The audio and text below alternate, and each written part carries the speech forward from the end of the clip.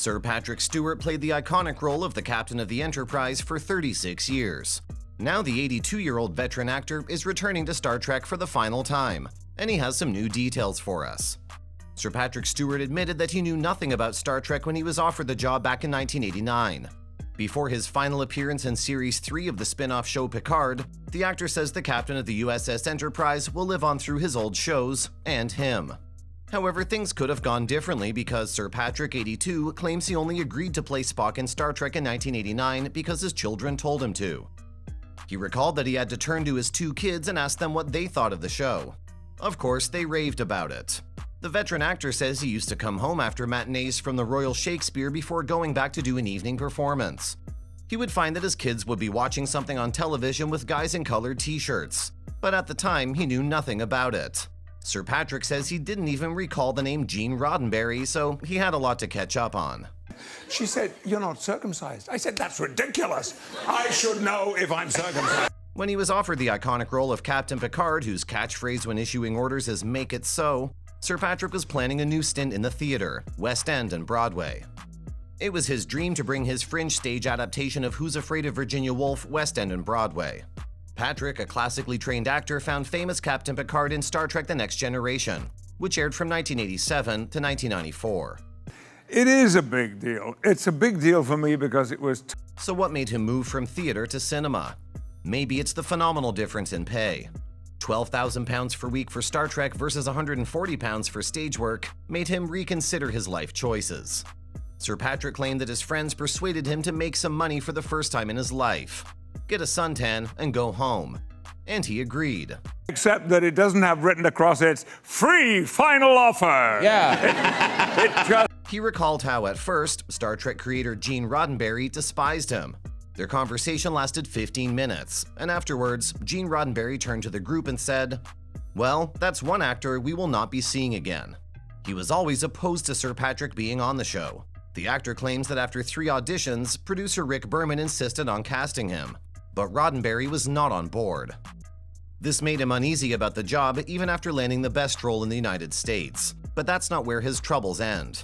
Sir Patrick had his fair share of struggles to overcome.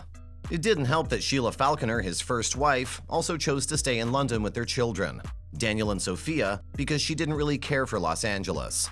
Sir Patrick recalls how he was there alone for the first season, which was 10 months, and he lived like a hermit. My destination that weekend, I put it in the closet and found it 10 days later. Wait a minute. This was partly out of fear because he realized the weight of responsibility he had on the show. Mostly, that meant how many lines he had to commit to memory every day and then forget, and then learn new ones again, scene after scene. The veteran actor was terrified that he would show up on set one day and not be ready. But he had nothing to worry about. Sir Patrick went on to become a huge hit.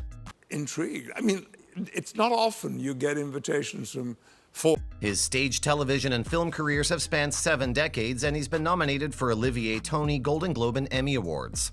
His contributions to drama were recognized with a star on the Hollywood Walk of Fame in 1996 and a knighthood from Queen Elizabeth II in 2010.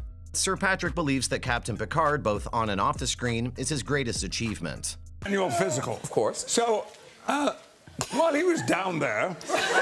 The actor talked about how often he hears, usually from complete strangers, about the impact it has had on people's lives. He's also renowned for playing Professor Xavier in the X-Men franchise and has often met students who want to be scientists and engineers and make the world better. According to Sir Patrick, Star Trek must take a lot of responsibility for that. Did suggest that when I was seen in the vineyard, I'm alone. There have been so many letters and comments at events or even on the sidewalks where people told him the show was helpful for them in their childhoods.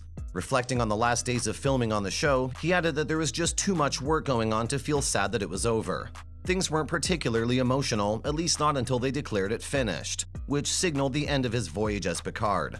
Sir Patrick explored the universe as the Starfleet captain on TV until 1994, starred in 4 films, and returned for the spin-off series Picard in 2020. Television, which, if I'm right, was 1966. Wow. And now he's coming back in 2023. But there's a tiny chance that might not have happened. He initially turned down his 2023 return. His character is about to go on an emotional journey in which he must face his past and his mother's progress towards mental illness.